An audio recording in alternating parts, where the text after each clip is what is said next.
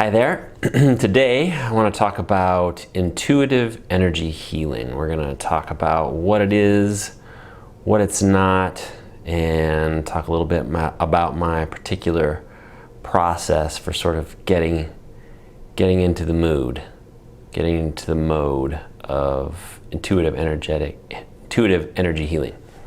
Before we get there though, my name is Dr. Jay Eaker from the BioSoul Integration Center. I have an office here in Louisville, Colorado, and I help closet shamans and undercover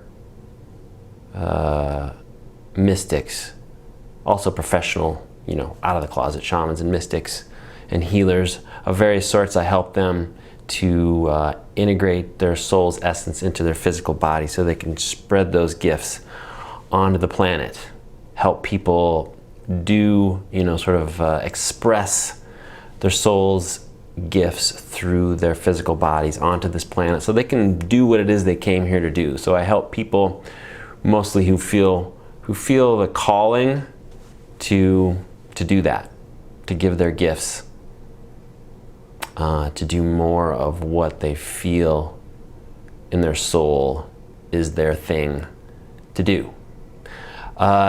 Please do the social thing, subscribe to my YouTube channel, please, like it, share this video with those who might be interested, and do the social thing wherever you find this. You might find it on LinkedIn, on Facebook, on Instagram, on TikTok maybe, on Pinterest potentially.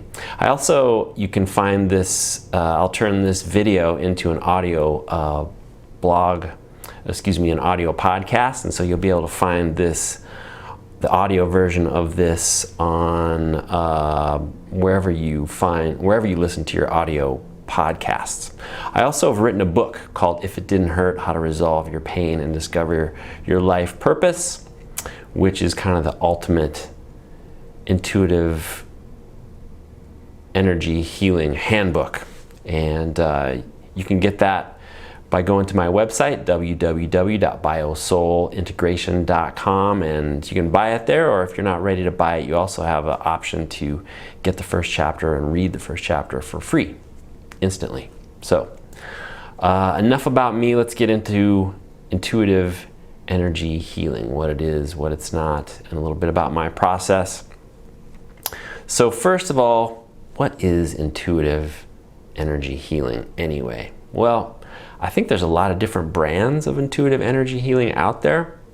I think because I have a sense that probably very few of those who would call themselves intuitive healers or intuitive energy healers kind of come by it directly, like they train to become an intuitive energy healer. I'm sure there are training programs for that.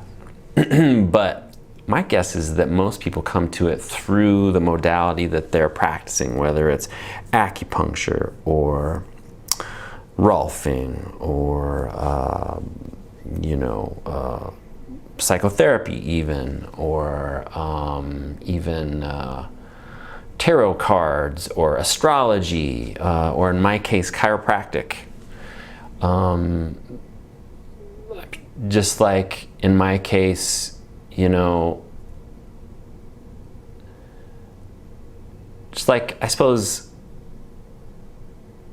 musicians, let's say a musician, they play the scales 10,000 times. They play and practice and play, and then pretty soon you can sort of unhook from the formal sort of structure and you can freestyle and it becomes intuitive. So if an acupuncturist or a Rolfer or someone who's really into astrology, etc., does it enough, there's a point at which you can kind of unhook.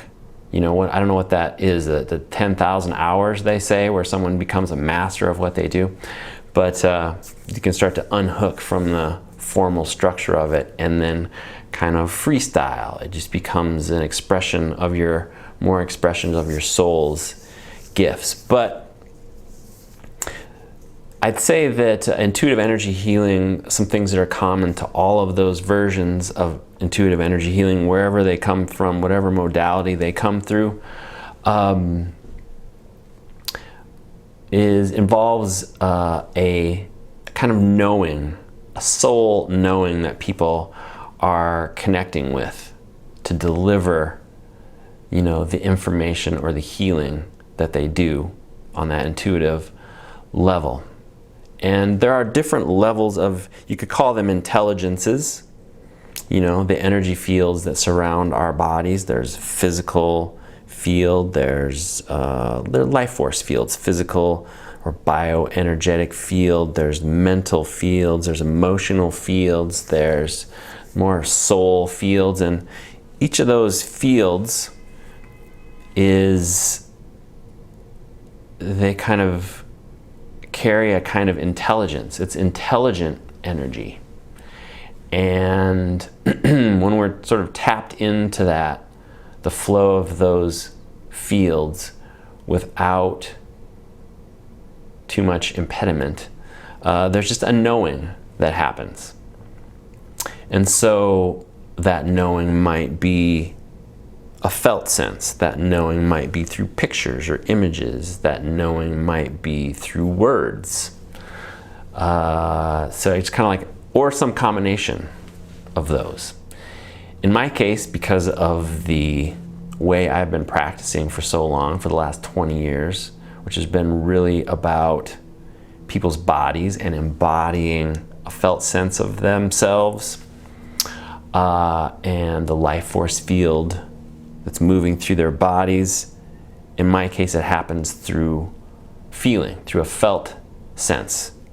It comes to me, that knowing comes to me in a felt sense. And sometimes there are other levels of ways of knowing too that come to me just through words or just stuff that I'm picking up in different parts of the field.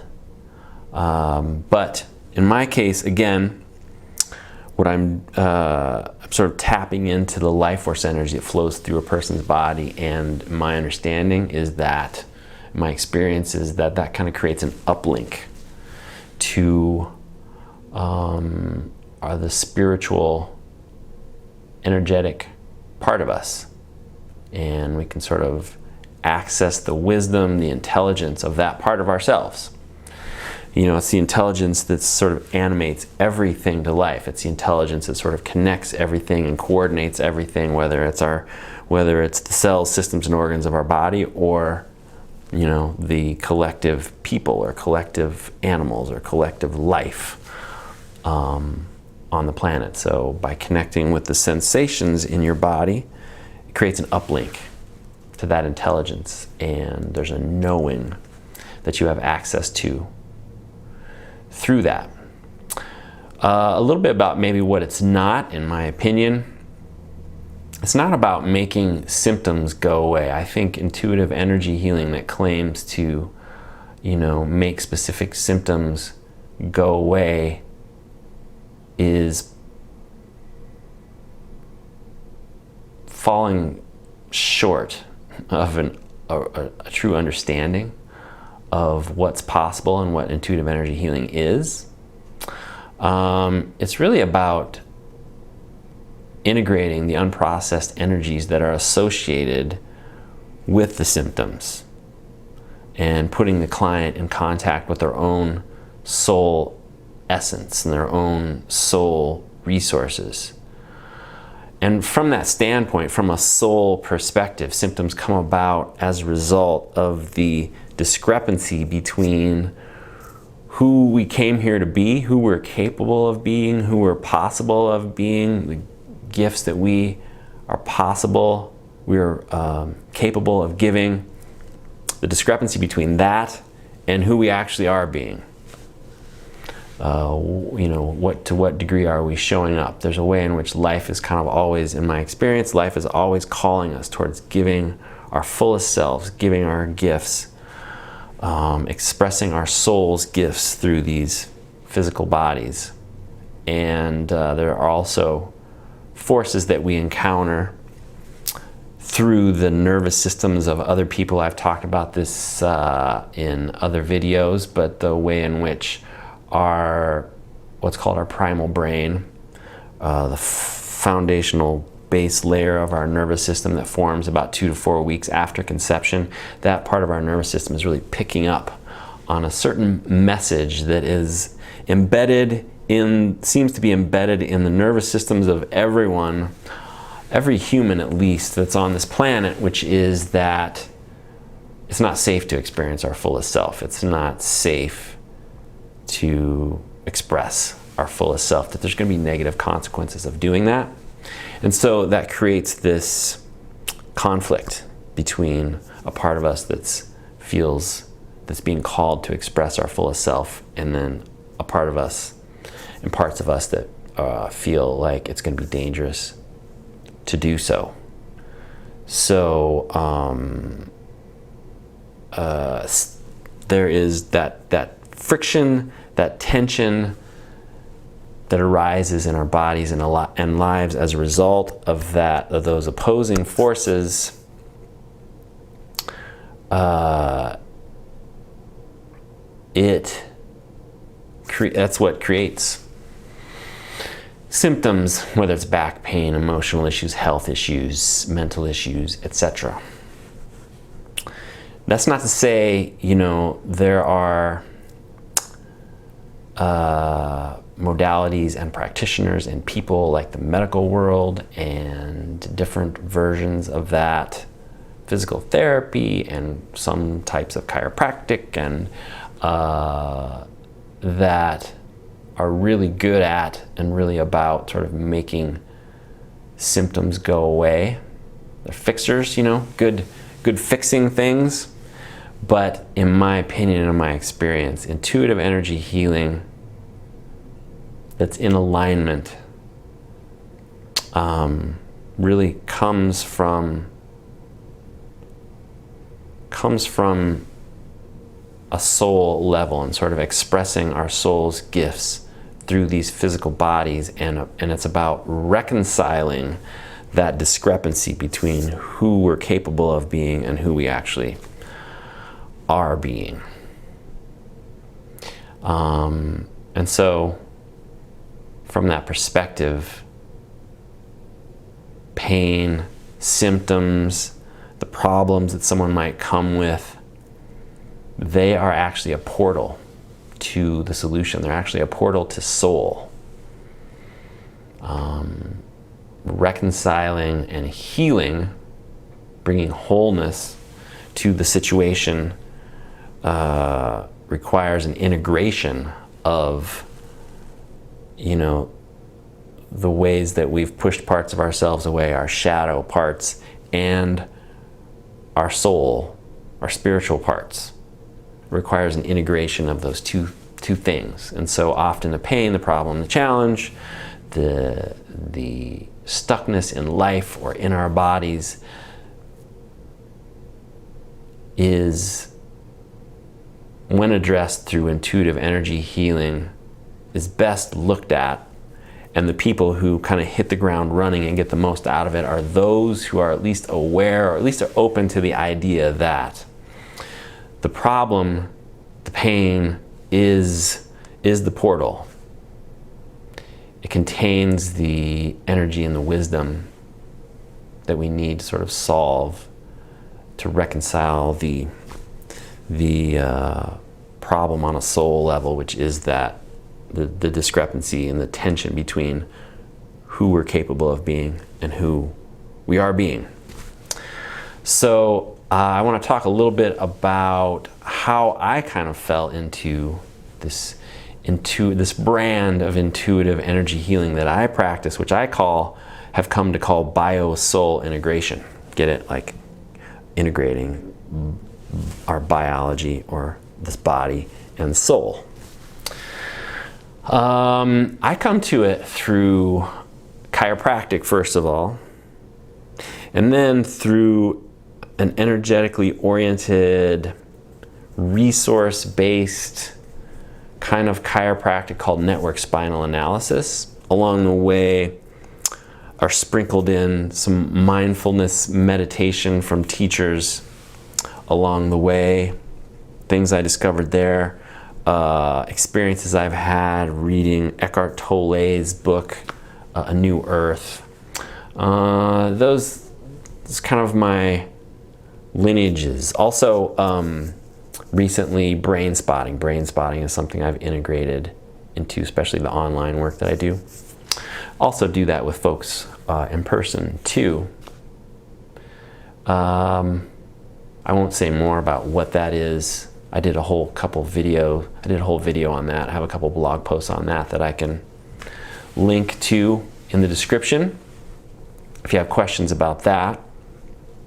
But so I do kind of two things. I do hands-on work with folks here at my office, and then I do online work. So as far as my hands-on work goes, what I'm doing is I'm bringing my attention to the sensations in my body, and I'm welcoming everything that I find there with as much kind attention as I can, not judging it, giving it permission to be felt. And then I include the person I'm working with by letting my eyes rest on them.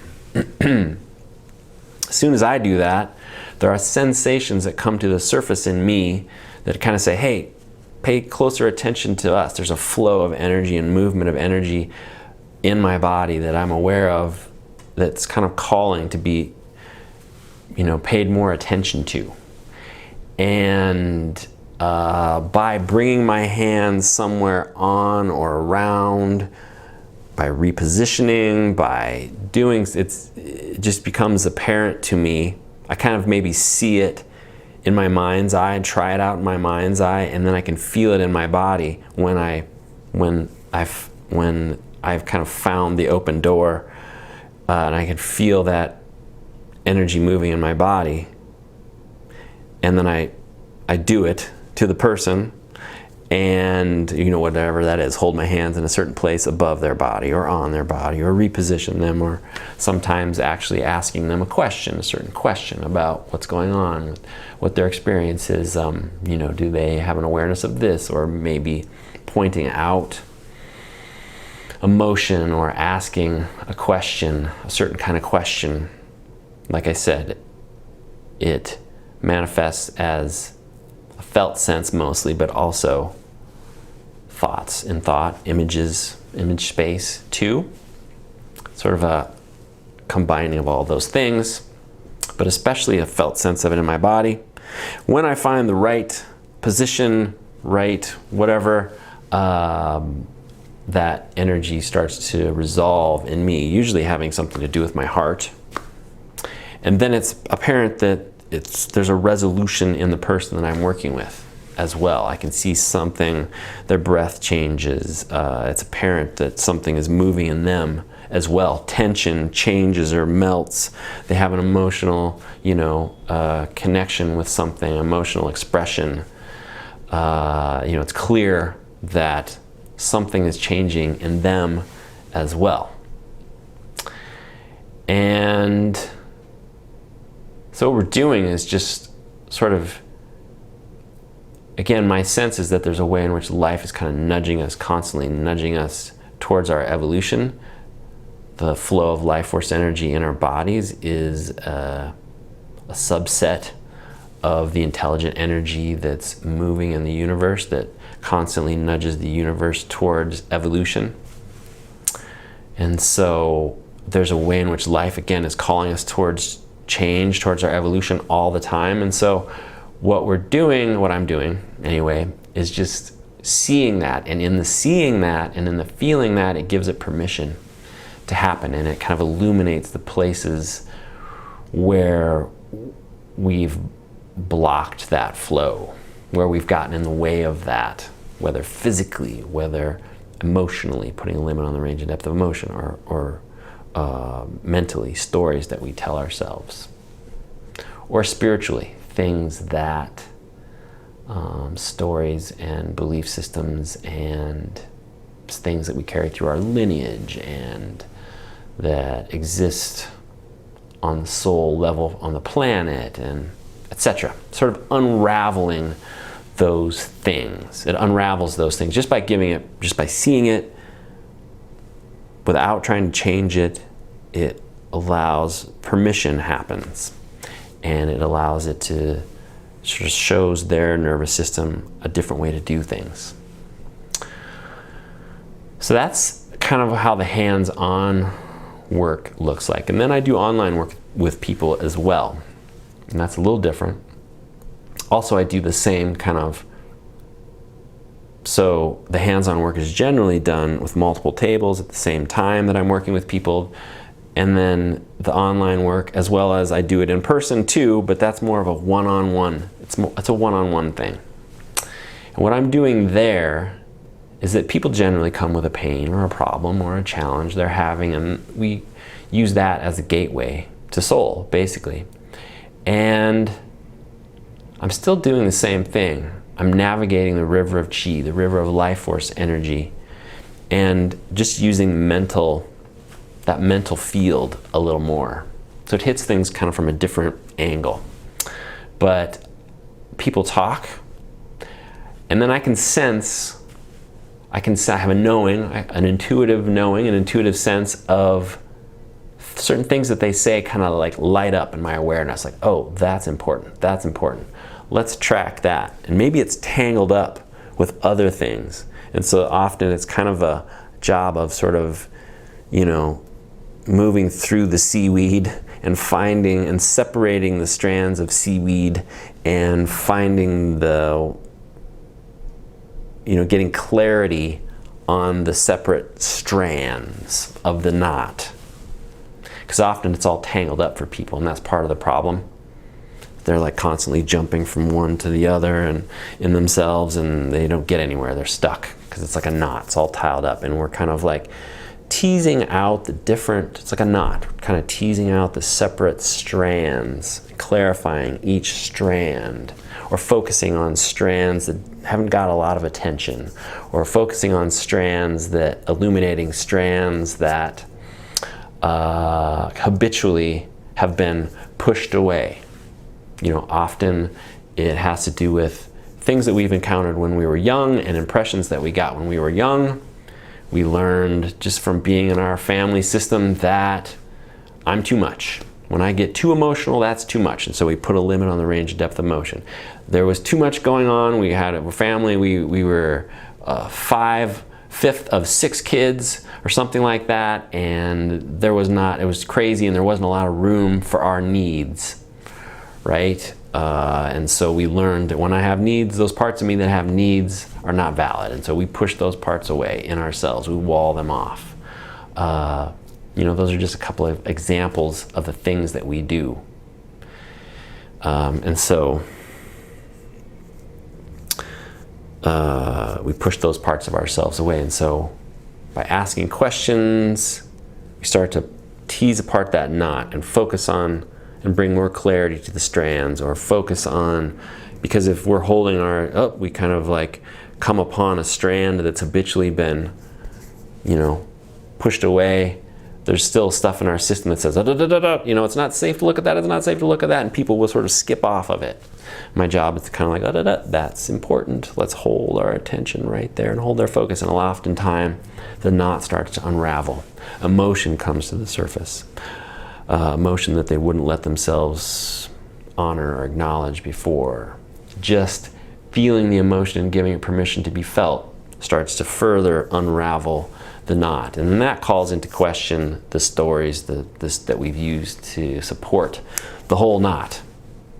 So that kind of work, intuitive work, can be done online. It can be done in person too. But it's just from a slightly different angle.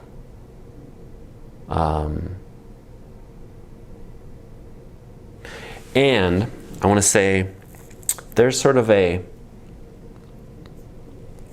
common way that things look as this unwinds. There's a story there, there's a program there that says if we feel this, we're going to die. If there's enough presence, enough capacity to stay present with something that's coming up, it's like it's a natural part of us. It didn't get to get involved. It didn't get to be integrated. It didn't get to sequence itself through back then. But it always wants to be sequenced through. And when our system realizes there's enough safety, it kind of like starts to jump at the chance.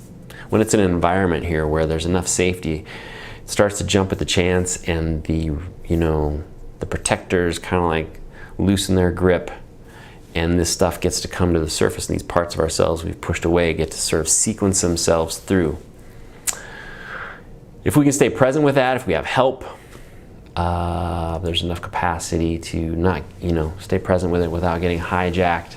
If there's enough momentum in their system from the work that they've done, the same thing always happens.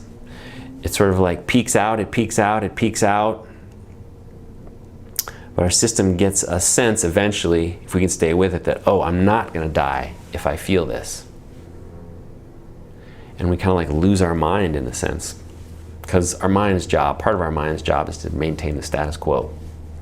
And so we lose our mind, we give up control, and there's a sequencing through of this energy. The same thing for those of you who've maybe done plant medicine or have had a baby, or it could happen during things like injuries or unfortunate events like a mugging or drowning or crisis. Often a crisis in life, a crisis kind of pushes us past where we thought we could go, and we find out, I'm, it kind of like forces us to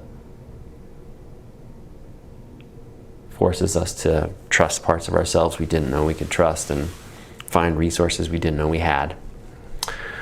But this is kind of a compact version of that.